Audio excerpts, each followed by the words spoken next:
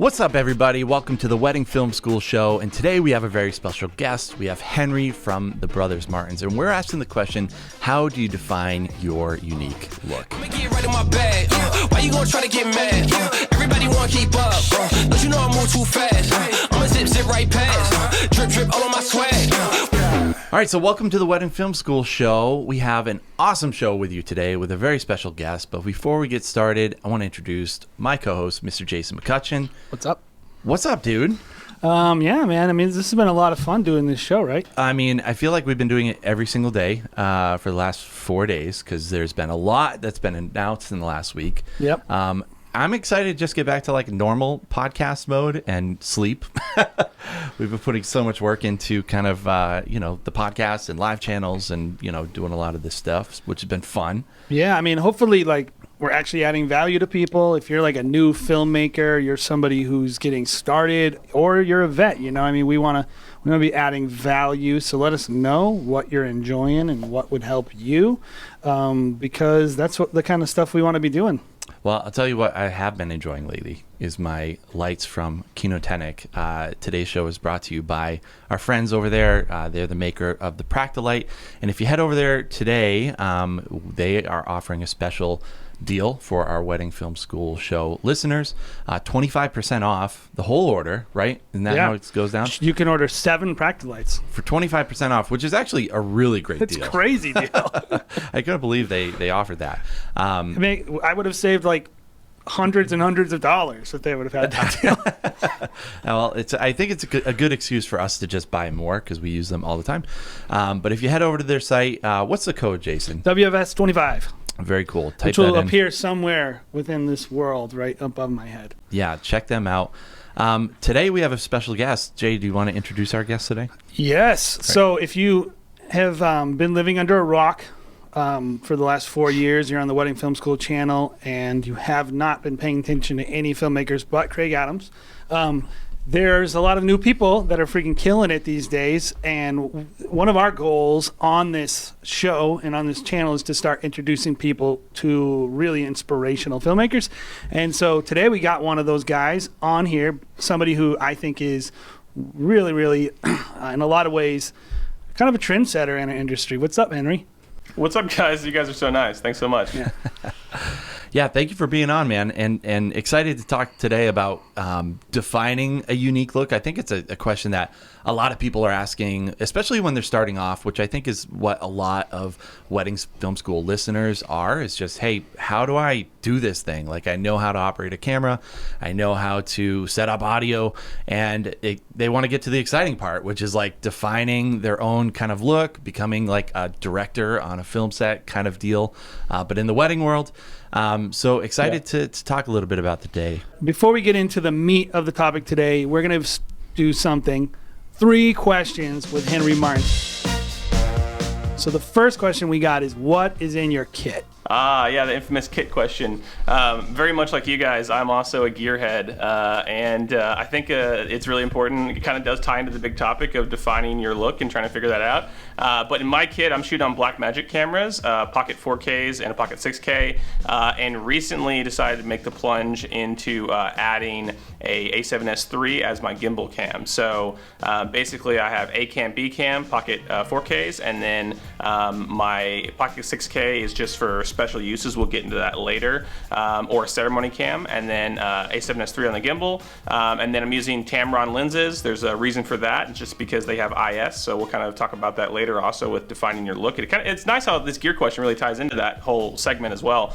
And then for the audio recording, using the new Zoom F2s, which I absolutely love. I know that there's been a couple issues with people having like sound popping, so I'm a little bit hesitant to recommend them.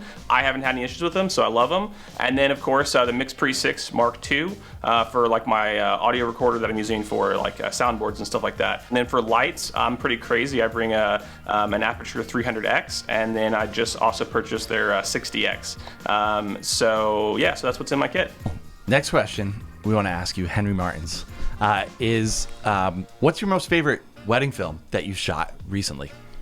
I'd say it's kind of hard to define like my favorite, but the one that I'm kind of most proud of, I guess you could say, recently is this film that I put out from Colombia, and just my career is kind of shifting from doing these highlight films into doing multi-day kind of documentary filmmaking, but this film still falls into this shorter category, and it's probably my favorite highlight that I've put together in a long time, just because it's so like kind of a mishmash of all my styles into one. Everything that I love about weddings, I kind of put into this one film, and the couple gave me like full creative license, where when I was editing it, I didn't have to I didn't worry about anything. So it was really nice, and it was very like creatively freeing to kind of put all these different homages into one film, and then the couple ended up just like loving it. So so it's this film from Colombia, and it was a multi-day event, but instead of doing a documentary style, we did short highlight film, and it turned out really cool in my opinion. What stands out the most to me about the film is actually the opportunity to work with a couple like this, where their main goal was to entertain their guest at every single step of like the wedding process. There wasn't a single part of the wedding that was really like just about them. They just wanted to entertain their guests. So from like the filming perspective, what excites me about it is it gave me a lot of unique content from a wedding to include. So we have at rehearsal dinner, like night, it was kind of like a welcome party really. We have like Colombian ballet dancers. We have 3 different performers, like a DJ, a violinist, then like another group. You know, on the wedding day, we have it's a surprise flash mob that's like, they're dressed up, they're disguised as like waiters in like the reception, and they're opera singers, and like it was just like this amazing experience. They have a surprise famous reggaeton artist from Colombia who performed at their reception for like the second half of it. Just like layers on layers on layers, and so like that's what I was trying to build in the film, and it was so cool to just like be a part of that, and try to like show like how much these people care about like their guests' experience. Where can people watch that if they want to see the whole film? Yeah, they can watch it on our Instagram at the Brothers Martens. That's like the only place that's live right now. We're holding off on releasing it on our YouTube channel. We're gonna link to their Instagram in the description, so definitely check that out. We're also gonna be linking to Henry's kit, so you can go check out his kit right on the, what is that website called? Kit.whatever. Kit.com. Yeah, we'll put a link below to Henry's kit specifically. So if you want to see what he's using to create his amazing films, that's where you can go. The final question in our 3 questions is, how do people get connected with you if they want to know more about Henry Martens? I run a small website called prolutz.com. There's some LUTs on there for Sony shooters, as well as like one thing I recently started doing is doing film reviews for people, and I do one-on-one workshops with people. So that's a great place to do it. But of course, Instagram's also great. If you guys want to slide in my DMs and just talk about whatever, I'm pretty easily accessible and love to chat with people about the industry. Look, I'm just gonna be completely honest with you. Can we be a little bit transparent here? I'm gonna tell you one of my deepest, darkest secrets. I actually really don't enjoy editing that much. If you were to give me the option between shooting and editing, I would pick shooting 11 times out of 10. And if you've been editing and doing video production for any length of time, you know that dread in your heart as you know wedding after wedding after wedding keeps on mounting up, piling up on your backlog. It really sucks. I hate it, and I'm sure you do too. So what can you do about it? You can, of course, ignore it. It's not gonna go away. You can hire a video editor to work on staff. Maybe it costs you 50 to 60 grand plus taxes. Or you can simply reach out to our friends at No Backlog. They make it super easy to knock out edits while you focus on other more important things like growing your business and making more money. And that's what it's all about, right? Save time and money by working with a professional, reliable, and affordable video editing partner. And get your life back today. You can spend more time with your kids, with your spouse, with your important other person, or you can simply just play more video games. I don't care. This is a no judgment zone, man. So make sure you're visiting nobacklog.com and get started today. All right, we're back, Henry, and so today we're talking about a topic, and like it a little bit connects with something I've heard you speak about in the past, which is just finding your voice. Today we're kind of maybe fine tune it a little bit and talk about defining your look. So for you, you are currently a Blackmagic shooter. You're very experienced. You've done a lot of things. Tell me about that journey for you to kind of arrive at what you're currently doing, and how like your idea of like what was in your head factored into the choice of gear. Totally.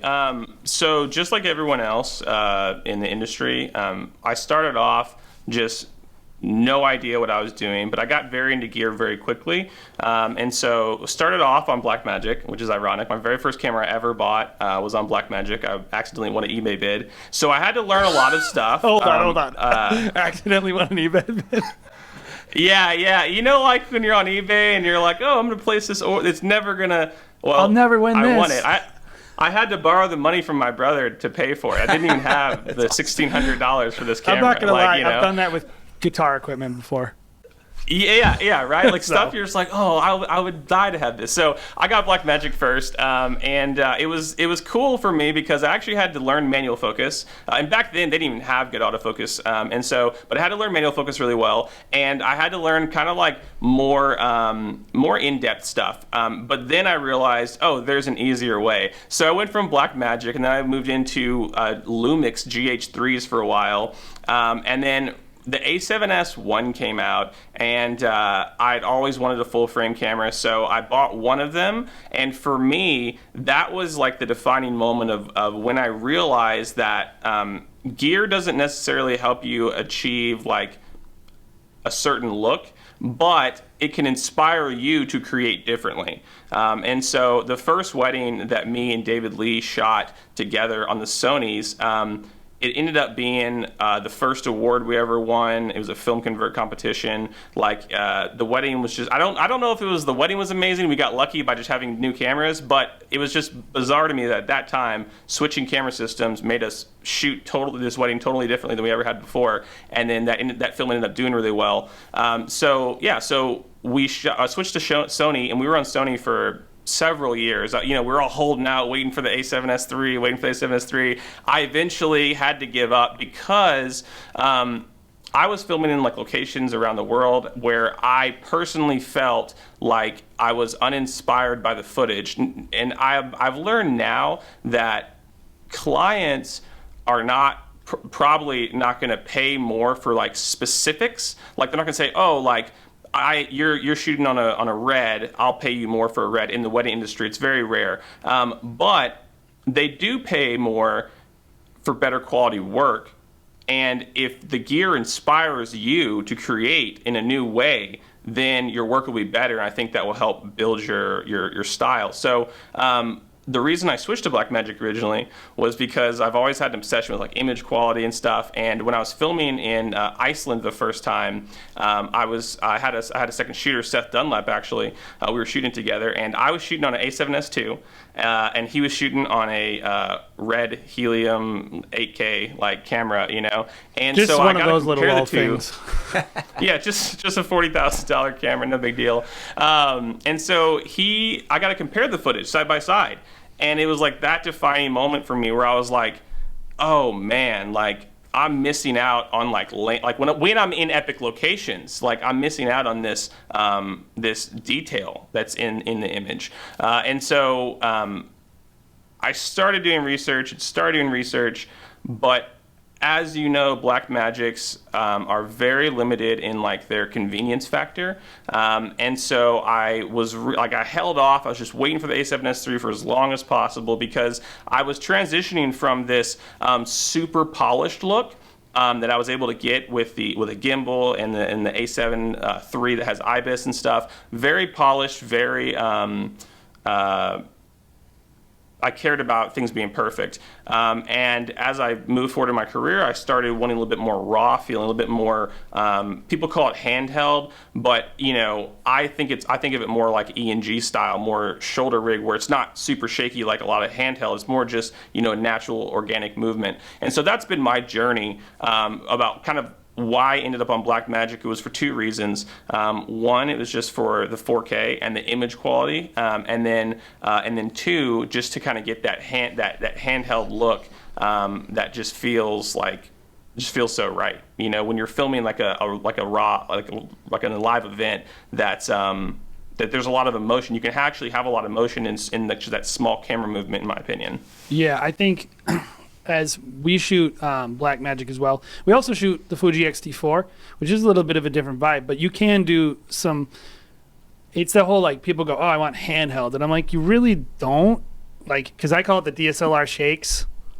Like, this move, the steering wheel effect is not, it's not what you would get if you were shooting cinema cameras. And then what we really want is cinematic. And cinematic is this move, not this move. So I think when you're looking at, like, I totally can connect with that in terms of, I think it conveys a level of skill, and it's inspirational and all that. So I love something you brought up, which is the push-pull of allowing clients, like you said, they don't pay for specs. They wouldn't even, if you said, like, oh, this is 12-bit color, they'd be like, so, right? They don't care. Honestly, like, if you were inspired by a Canon 5D Mark II, they would probably pay for that. Like, not everyone, but a lot of people. So, like, ultimately, we're talking about putting yourself in a condition to do your best work.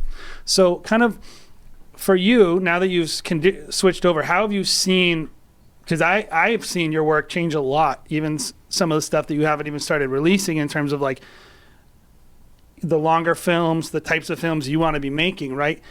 How has this like shift in gear and philosophy affected the types of work you want to be making?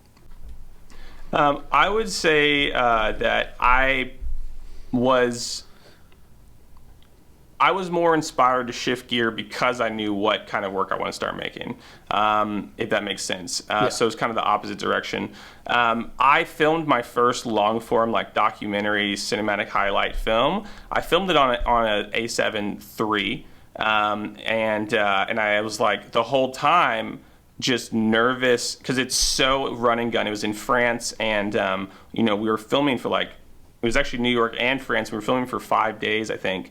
And the whole time I just had anxiety of, like, am I going to be able to recover this shot? Like, all this stuff. So there was so much worry. It ended up being fine, but during the editing phase, I had to edit around all these limitations from shooting on a compressed codec. And that was, like, a big thing for me when realizing, okay, if I'm going to go more documentary style and just be running around, I need a camera that I don't have to think about that stuff. I still think it's really important to nail things in camera as much as possible, but when filming, like, true, like, following people around documentary style, not like controlled events in a wedding setting, having a camera that shoots, like, raw, that you can fix all the issues, that was a big deal for me. But the challenge of this is that so handheld is, like, one thing, right? Yeah. And that's, like, one look that I like. But that doesn't mean that you have to be all handheld. I really still love gimbal work, especially on days when you're following 5 people around the south of France and they're, like, at the beach and then they're going shopping. Like I want some gimbal work in there. So that's actually been the biggest thing with my biggest hurdle for the last 18 months has been being able to use a gimbal with the Blackmagic. And so that's why, like, I've spent so much money on different gimbals, and I'm the worst about returning stuff or not using it, and then I, like, go past, like, the 30-day return window. Do you have, like, 8 gimbals like we do? I don't have 8, but I do have a $5,000 gimbal that I can't use. What is it? Because it's too heavy.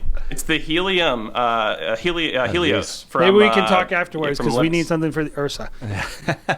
Dude, it will handle it. It's beast mode. I will say so heavy. The Ronin 3 Lab S does work okay with the Ursa. Anywho. Yeah. Okay. Well, I mean, I even bought the Crane S3. Yeah. Like, yeah. Is that what you're talking about? Yeah. Yeah. I bought that, and with the extension and all that stuff. It's so heavy though. It's heavy and manual focus. Like, I can manual focus the crap out of it if I'm on, like, handheld or anything like that. I cannot manual focus gimbal shots. It's not, like, my composition suffers so much. Yeah. And so with that being said, that's the reason I decided to just make the switch back to A7S III for gimbal, because I shot on it out in a wedding in Big Sur, and, like, clearly the image quality is not as good, like, but you have to like be realistic about like what you're trying to achieve, and convenience factor versus actually getting the job done. So because like I said, a client's not gonna care about like a 10-bit image over a 12-bit image or an 8-bit image or whatever. So that's basically, I'm kind of saying all this stuff to just be like, my journey of like what I'm creating right now was like, and the gear that I bought was very much so I could create these longer form films and documentary style films, and have just be really confident about running around and not worrying about being overexposed or being underexposed or my white balance being off, so that I can just focus on the moments and just film things in their entirety. And then I hate to say this, but like if I need to, fix it in post. Henry shoots Blackmagic. We shoot Blackmagic as well, especially for commercial work. It's pretty much all I would really use. If you're starting out, in my opinion, Jared, I don't think it's for the faint of heart, and I don't think it's for.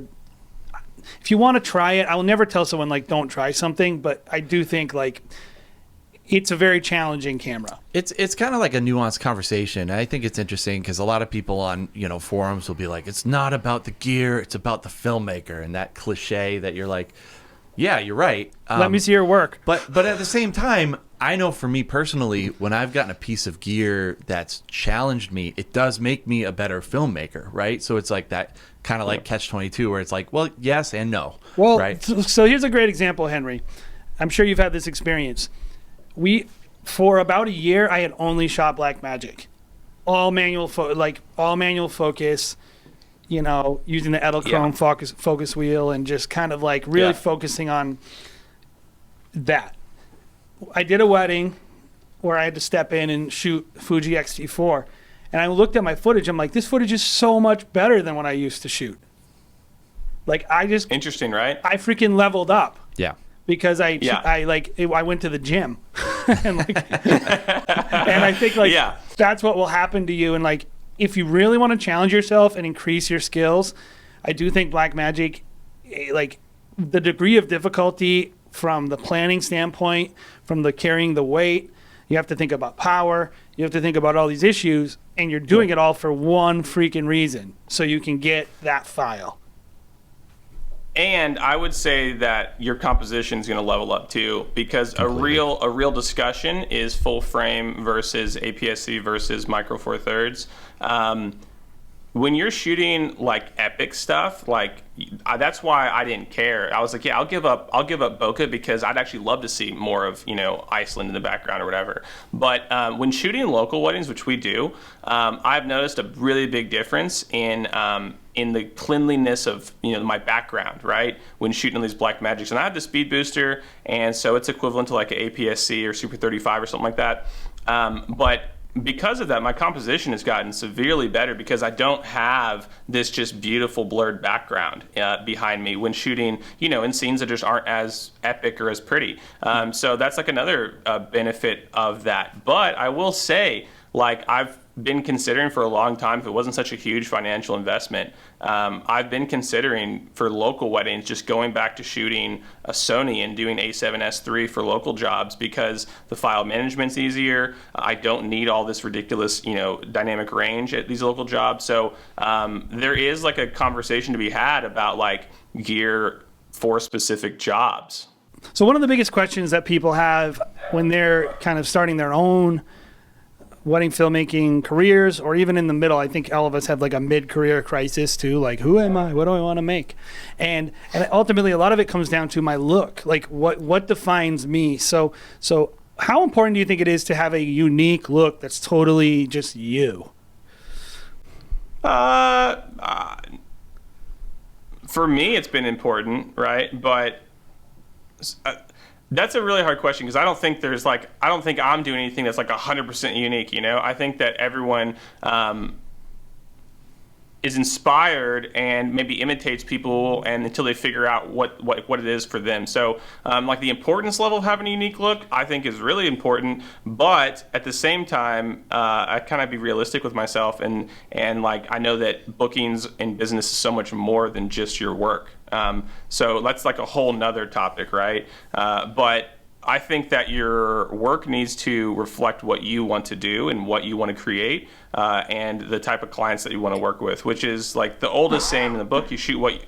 The oldest saying in the book is you shoot what you show. So like, I know that for me, that's been a big thing, is like we're super selective on what we show, because we've been trying to leverage up, our weddings, and over 5 years or 6 years or whatever it's been, it's really worked for us. So I would definitely say that people define, like, we have two types of client. Well, not two types of clients. We have like two types of work.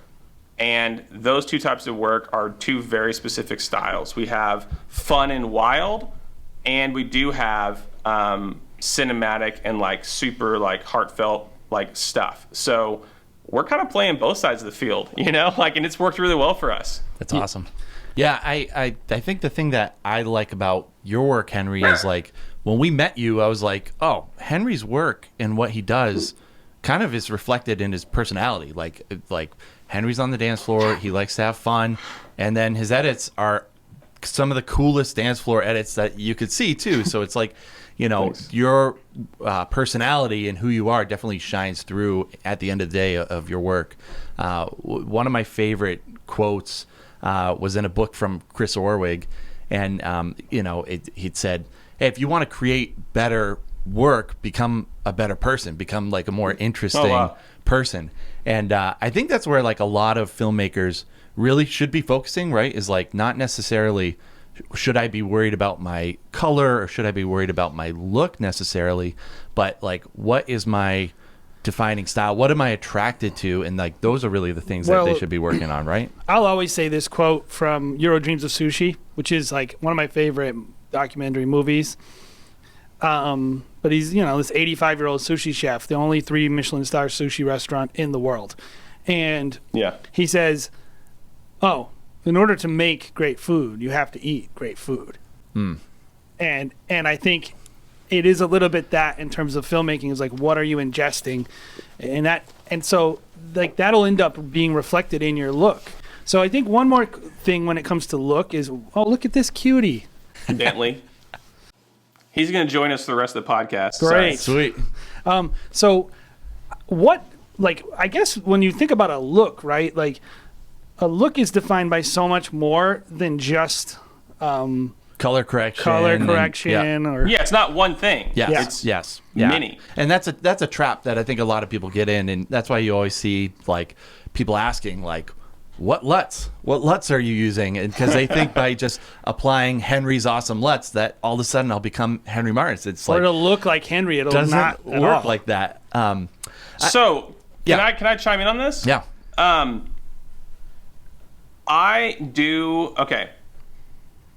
Throughout my career, and there's many ways to do it, right? And we all pick things, but throughout my career, like my like hierarchy of things that were important to me, right? First, like having a unique color grade.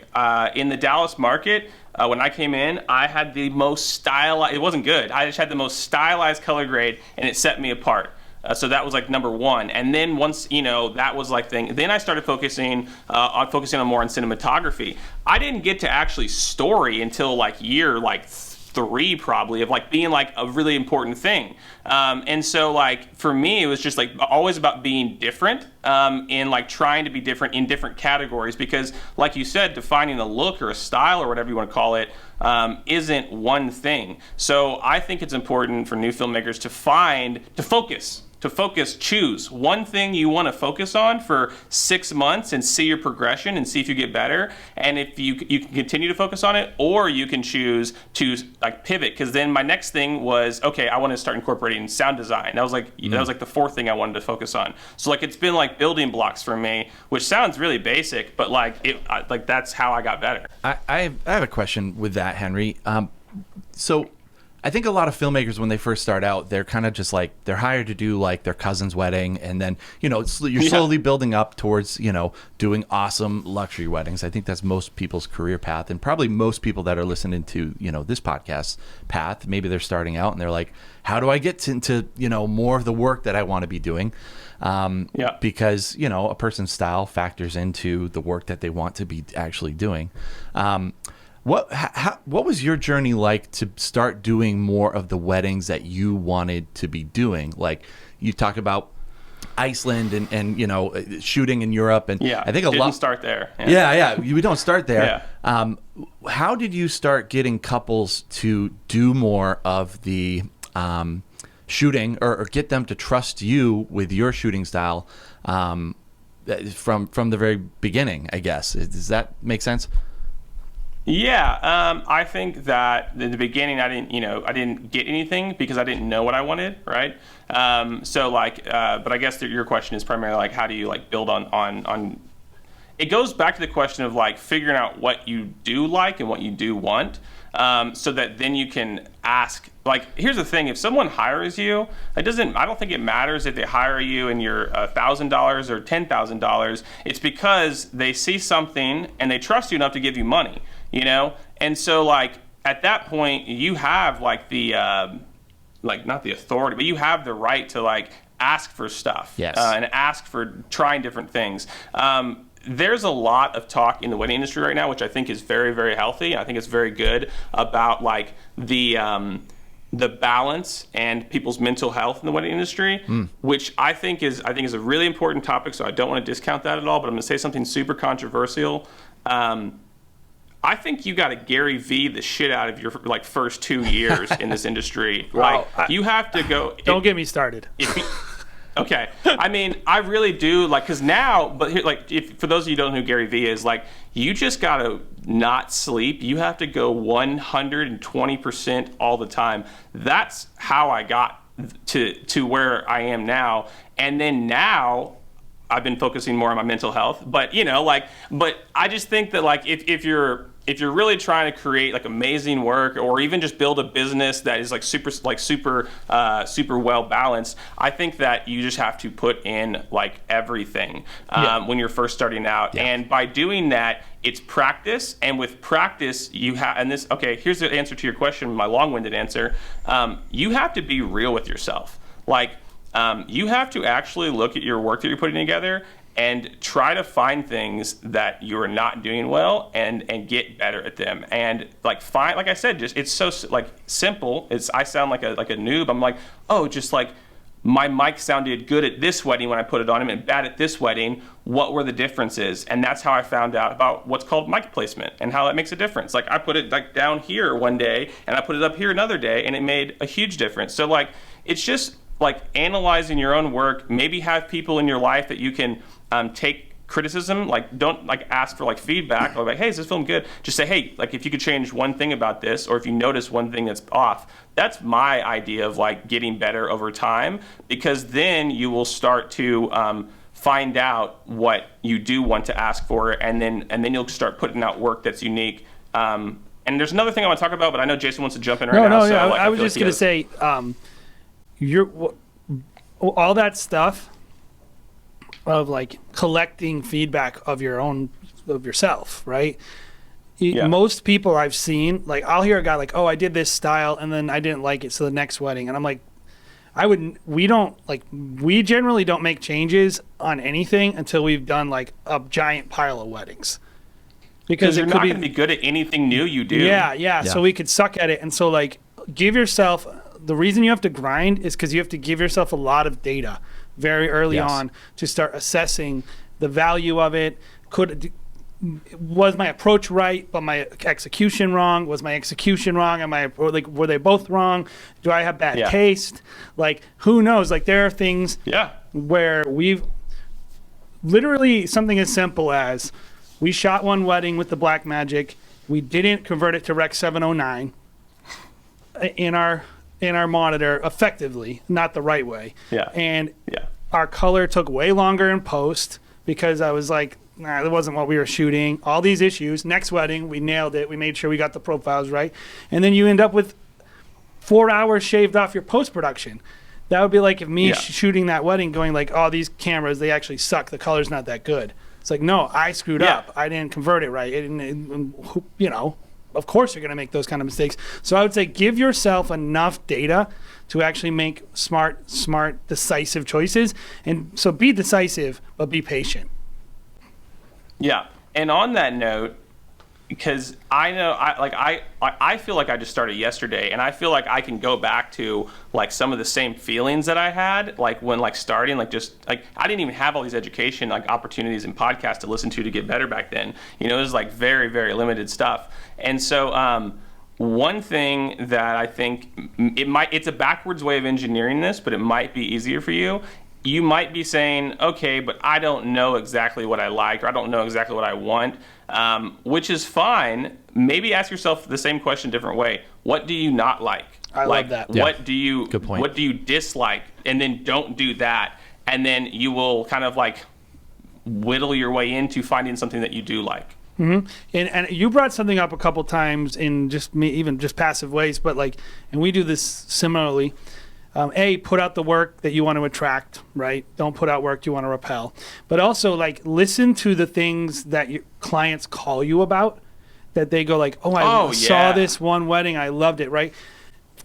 I'm not saying you can entirely do that because you might get into a rut there, but I do think it lets you know, like, people recognize my skill in this area. This is something to lean into a little bit to help me define my style, because ultimately we're running businesses here, and you don't want to have to be pushing a rock up a hill constantly where you're constantly trying to like, nothing you do is good enough. Like, there are some things that you do that are good that will make you money for the rest of your career, and you never should change them. Yeah, that's a great point. Man, such a good topic. I mean, I just feel like getting feedback from like your inquiries, right? That is a super critical. And if you're not asking, like on our contact form, we have like, no, not in our contact form. Sorry, on like on our first consult call that I do, I literally ask them like, hey, is there any specific films of ours that stand out to you? And if they'll say like, oh yeah, we loved this film, I don't just leave it at that. You just follow up with another question, say, okay, I love that film too, whatever. Is there a specific feeling, or is it more technical? You love something that like, you know, the color or the music, you know, and kind of like get that feedback, and that way, and you know, write down notes and like have a list of like those things that Jason said, like what are your people that are interested in you, like what are you doing good, right? And then either expand on those or say, okay, I've done a good job with this, what's something else I can add into my films to elevate it, you know? Or I've heard people do this, they go, I freaking hate these weddings, I need to stop doing that. If you are constantly getting inquiries for films that you don't want to make, you shouldn't be doing that stuff anymore. Like, I heard people who are like, I don't like these luxury weddings. I don't like dealing with these planners. I don't want that type of wedding. I want this type of wedding. And it's like, okay, well, like, part of defining your style is doing things that speak to the people who you want to work with. So, which, you know, I think that's like a very advanced level of filmmaking. Like, I will tell you, if you're listening to this and you haven't gotten to that level, I would think like 90% of wedding filmmakers are not curating their clients like this. And I don't know that they even will have the opportunity to.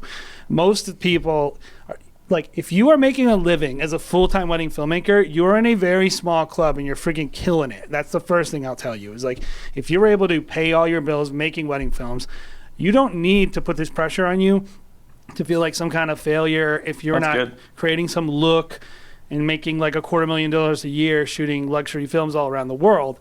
But I do think everyone should strive to be proud of their work and to make things that they love. And I think your look, ultimately, like, as much as it's about attracting clients and it is a key to leveling up, I do think it's also about you having fun and enjoying your job. So I'd love to ask you, as you defined your look, have you found that it's increased your like satisfaction in the job and what you're creating? And like, how has that affected what you're making? Or are you just never satisfied? It causes you to push harder. And maybe for me, that's the satisfaction, by the way. Yeah, I'm never satisfied. I'm that kind of guy, right? And I know it's not a healthy place to be, right? So like, and that's the truth. But that is just my personality. That's my lifestyle. It's how I was brought up in so many areas of my life. And so while I'm never satisfied, I've gotten better at really believing that each wedding is its own thing, its own like its a personal relationship with that client, and like I did the best I could on that film, and step aside, move on. You know, I really try not to do a linear move on where I'm comparing each film to each film. I like to just step aside, move forward, step aside, move forward. I feel like that's. I heard John Mayer talk about that one time.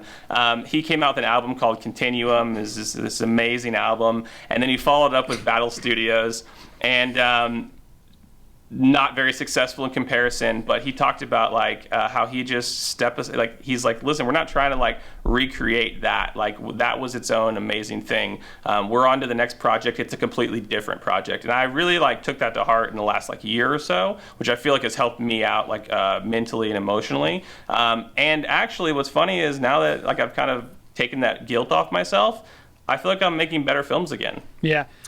It seems like a lot of pressure too. Like when you're doing a thing so well, right, and you're crushing it, the next person that's going to hire you is going to be like, I want that thing.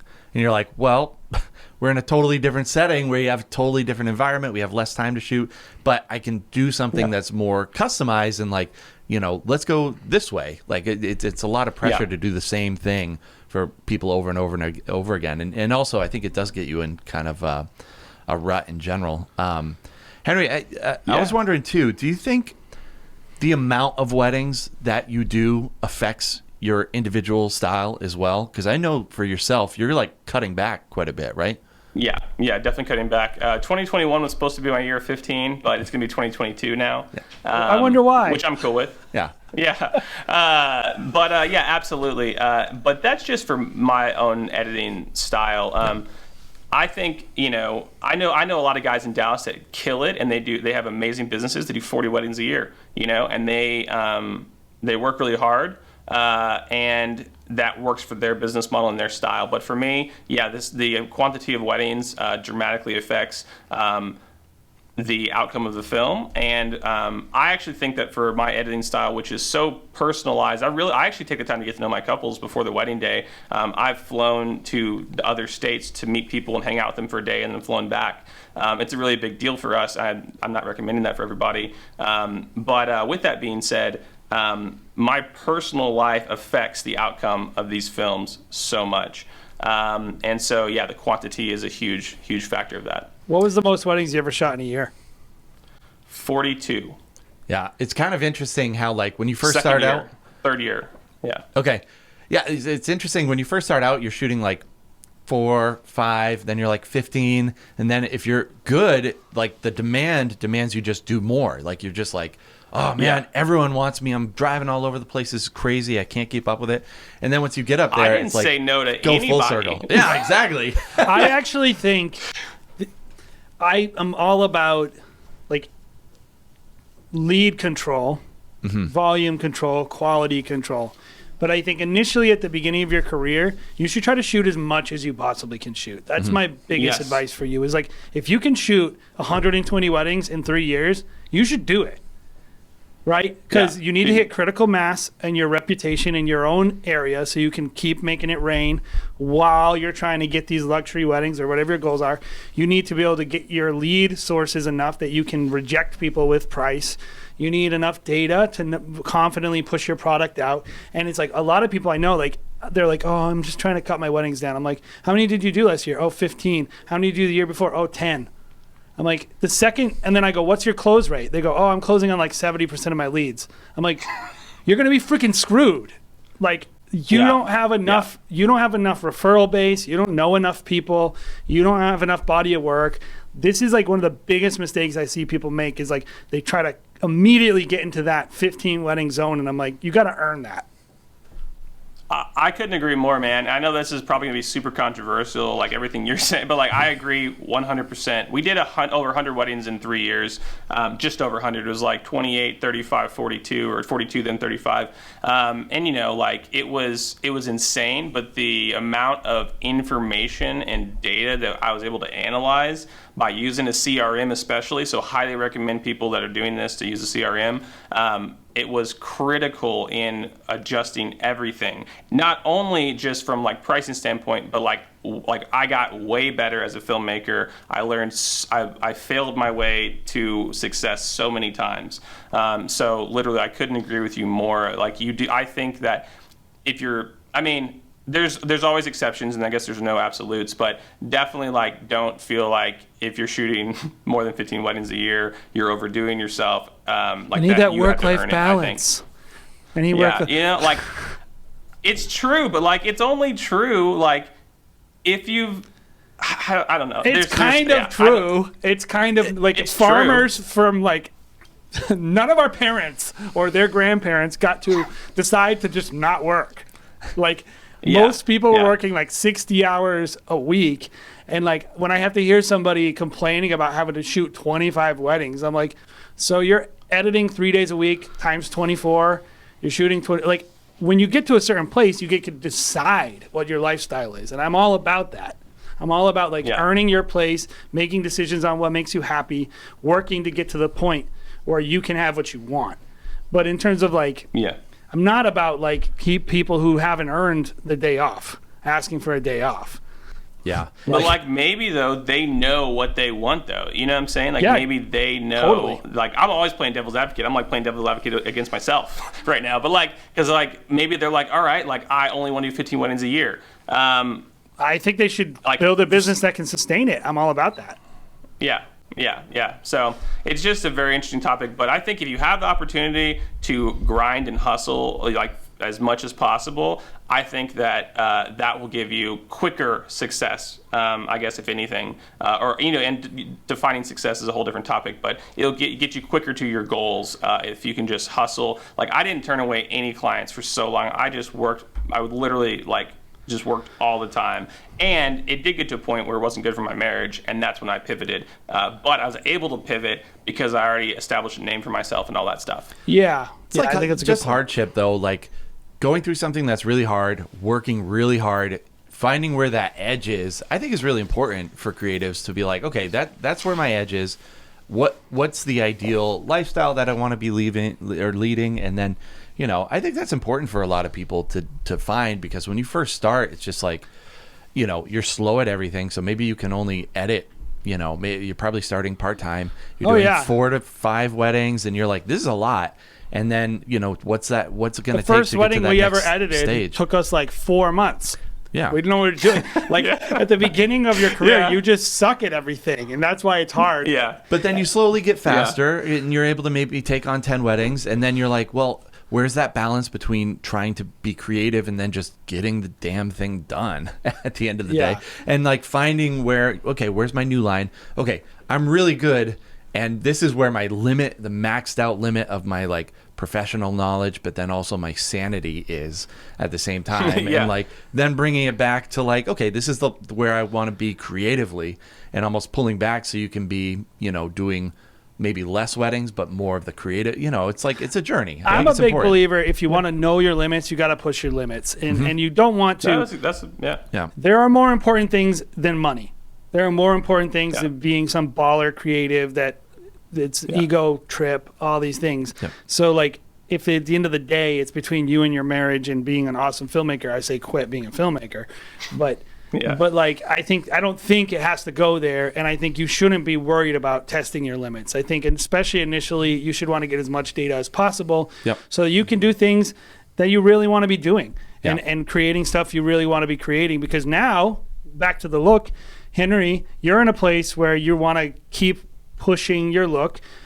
You're at a place where you can make some decisions. So what is your next goal in kind of defining what is the Henry Martens, the Brothers Martens look? That's a great question. I think for us, the big thing I want for the Brothers Martens is to transition from doing highlight films into being known and really like respected amongst like the industry for long form films. I've done the super short, like sexy, like highlight films and like and teasers and stuff, and we'll still keep teasers in the package. But I want to focus our primary product as multi-day, long-form cinematic docs or whatever. I found so much fulfillment in doing those and so much enjoyment in putting those together and the client's reactions. And so we have some really cool weddings that got postponed that are going to be more of that, but we have about 3 of those in our reel right now, and we've been able to book some amazing opportunities to make the same style of films at other weddings that are going to be coming up this year and next year. So definitely looking forward to that. It's going to be like a fun transition for me and offering something that not a lot of other people in the industry are offering, which I always love. So I have a suggestion for the name of the film. Yeah, please. You call them bro docs. It's just a name. Bro docs? Yeah, like bro. It's a bro Martin doc. So bro docs. Bro doc. Yeah. So there's I wouldn't go with that. I would say A A-B it a little bit before you decide Just a whether or not to use suggestion? bro docs. Henry, I will say I love those edits, man. I think you guys are crushing them. I think they're super inspiring. I don't know how you do them Thank you so because much. I try to do like a long format, like even like a 15-minute edit that's just like we're there for 3 days. And I was like, oh, let's make it a little bit longer. We'll extend our highlight film a little bit longer. And getting couples to like buy in, I find is like the hardest thing. And also coming up with interesting things, especially when you're not working with interesting people. We'll have to have you back on the concept a of little like bit later the to long talk through form that. film is like how do I add the sizzle? How do I still maintain like a sense of movement? Like the story has to have narrative arc and it has to have tension, and it also has is it all realistic? Are you taking somebody into like a more of a like the cool thing about a recap / highlight film is that it from the very beginning the person's transported into an idealized version of their wedding, and so that's why it's why it grabs people right away. And we've always say like, I don't want it to be their wedding. I want it to be the wedding that they wanted to have. That to me is what a highlight film is. You cannot hide that crap in a 20-minute long film, and so it is challenging. So I'm looking forward to you having to deal with that challenge and not me. I think there are definitely that's whenever like this type of film is whenever I will be selective of clients. Does that make sense? Yeah. Totally. I will not be offering this film to people. One, there literally is a specification that we have to film for 3 days minimum, but so they have to be having 3 days of events like base, and then but on top of that, like if they're having 3 days of events and like the Zoom call is a boring call, like we're not going to book them. Like I'm not going to put myself through that. I'm not going to put them through that. So it is an interesting topic, but that's definitely a topic for another time. And maybe I'll create a class on how to film these things, because it is, I will tell you this, it is so much more fun filming these and being a part of like the whole crew for like 3 days than just filming a highlight. But the problem that you mentioned, Jared, is like, okay, like how do you like extend this out? You have to film differently. That's why I can't offer a highlight film and a cinematic doc. I have to do like a teaser and a cinematic doc because the style of filming is so different. It's so many terabytes. Yes, for sure. Totally. Hey, thank you so much for joining us today, Henry. Like I had said, definitely check Henry out. How does everybody connect with you again one more time? Just on Instagram at the Brothers Martens, and then same thing. Like if you want to do like any mentor sessions or anything like that, prolutz.com. Would you be willing to hop on a Clubhouse? For sure. On Thursday of this week, the week that we're releasing this podcast, we're going to be hopping on with Henry at 1 p.m. Eastern Standard Time to just talk about the episode, allow people to ask very specific questions from Henry, what is going on in his life, what's going on with his filmmaking, talking about defining your unique style as well. So going to be really excited. Henry, how have you liked Clubhouse in general? What are some kind of main takeaways of the platform? Super beneficial for the industry, super fun to hang out with my friends without any pressure of like video. Also just like popping in and out with no pressure. Big fan of the app. It's very cool to connect, and I love that there's no like, sure you have moderators, but I love that anyone can pop up there and be a part of like the panel of talking, so it's not like super elitist, which I love. Yeah, it's really cool. So we're gonna do that. So if you want to get connected, you were listening to this episode, you're like, I wish I could ask Henry this. Well, now you can. So join us on That's Clubhouse, awesome. 1:00 Thursday. We're gonna be there. It's gonna be a lot of fun. are we looking Jared Haas? Is that your? Yeah, Jared Haas, Has. We usually, actually, we're going to be trying to make our own club as well. So it's not just a room. If you're familiar with Clubhouse, this is dorky stuff. But we are going to be eventually making our own club. But for now, you can find that room by adding me at Jared Haas Thursday, 1 p.m. of next week. Take a peek. It's going to be great. So if you're checking out our channel, we got a bunch of other stuff on Wedding Film School. We got all the old school BTS stuff. We got all the new school stuff. Check it all out. It's all still there. Make sure to give us a subscribe. Hit that alert bell if you're on YouTube. If you're listening on a podcast platform, please give us a review. 5 stars. All that good stuff. Really, really helps. We cannot wait to see you on the next Wedding Film School show. I'ma get right in my bag. Why you gonna try to get mad? Everybody wanna keep up. Don't you know I move too fast? I'ma zip right past. Drip all on my swag.